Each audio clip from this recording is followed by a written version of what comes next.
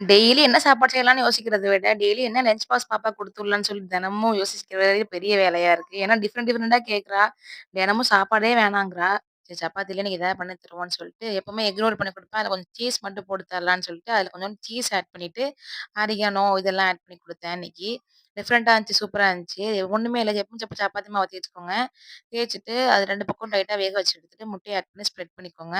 நான் வந்து cube juice இருக்குல்ல, அத வந்து இந்த மாரி திருவி எடுத்துருக்கேன். அதையும் நல்லா ஆட் பண்ணிட்டு, ஆரிகானோ, மிளகு, ஜீரகம், அதுக்கப்புறம் உப்பு, மஞ்சத்தூளும் முட்டையிலேயே போட்டு அடிச்சுட்டேன். அதனால அதெல்லாம் ஆட் பண்ணல.